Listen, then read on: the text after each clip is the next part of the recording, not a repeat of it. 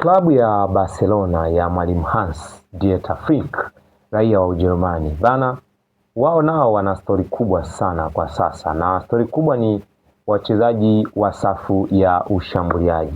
Ikumbukwe Barcelona wanahusishwa na mshambuliaji Julio Alvarez wa kikosi cha Argentina ambaye alikuwa anacheza pale klabu ya Atletico Madrid ya Hispania. Lakini msimu huu tayari wameshamtambulisha Antonio Gordon, raia wa England ambaye alikuwa anaitumikia Newcastle United. Sasa ishu kubwa nyingine ni kuhusiana na Karim Adeyemi, raia wa Ujerumani, mzaliwa wa Munich Januari 18 ya mwaka 2002, umri wa miaka 24 mpaka sasa. Karim Adeyemi sasa huyu anahusishwa na Barcelona. Na kwa nini anahusishwa na Barcelona? Ni kwa sababu huenda klabu ya Barcelona msimu ujao ikamkosa mshambuliaji raia wa Hispania Ferran Torres, ambaye yeye anahusishwa na yupo kwenye hatua za mwisho kujiunga na klabu ya PSG ya pale Ujerumani. Sasa Adeyemi ni mchezaji wa aina gani? Twende tukamwangalie hapa. Msimu huu wa Bundesliga kwa mwaka 2025-2026 amecheza mechi 28, lakini amefunga goli 7, ameasisti mara 5, lakini pia amepigwa yellow kadi 5 kwa maana ya kadi za njano. Huu wastani kwenye Bundesliga unakupa ni mchezaji wa aina gani.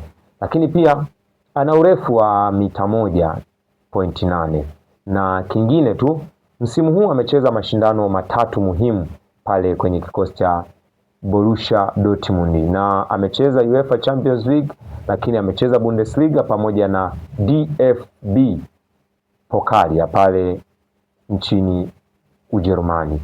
Na takwimu kwenye michuano ya UEFA, alicheza mechi 9 na alifanikiwa kufunga magoli 3 na kuasisti mara 2. Lakini kwenye DFB Pokal alicheza mechi 2 lakini hakufanikiwa kufunga goli lolote. Sasa Adeyemi ni mchezaji wa aina gani? Kwanza asilia ni kinda, kijana mdogo mwenye uwezo na mwenye maarifa makubwa, ubunifu wa kufika kwenye lango la mpinzani, ubora wa kupiga chenga, lakini pia ubora wa kujaribu pale anapokuwa mbali. Huenda hiki ndo kimemvutia Mwalimu Hans Dieter Flick kwenda kuongeza nguvu kwenye kikosi cha Barcelona. Sasa watakuwa na vijana wengi machache kwa sababu wana Lamine Yamal, wana Antonio Gordon, lakini pia hapo wana mchezaji kama Rafinha Brazil huyu, lakini watakuwa na Alvarez kwenye safu ya ushambuliaji kama endapo atamalizana naye.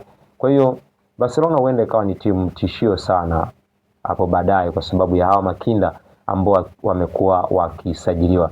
Sasa Karim Adeyemi ni miongoni mwa wachezaji ambao ukiangalia wastani wake kwa msimu huu, mechi zote ukizijumlisha unapata mechi 39 na amefunga goli 10 ukizijumlisha zote kwenye haya mashindano matatu niliyokuwa nayazungumzia, na atakuwa na asisti 7 kwa maana mechi 39 kahusika kwenye magoli 17. Ni wastani wa takwimu nzuri kwa mchezaji kama Karim Adeyemi ambaye bado anakuwa. Na Mwalimu Hans Dieter Flick ameonekana bora sana anapokuwa na vijana ambao wanakuwa, na ikumbukwe Hans Dieter Flick alikuwepo pale Ujerumani akiwanoa Bayern Munich. Huenda alimshuhudia kwa muda mwingi sana Karim Adeyemi, na ndio maana anamhusisha kwenye kikosi cha Barcelona.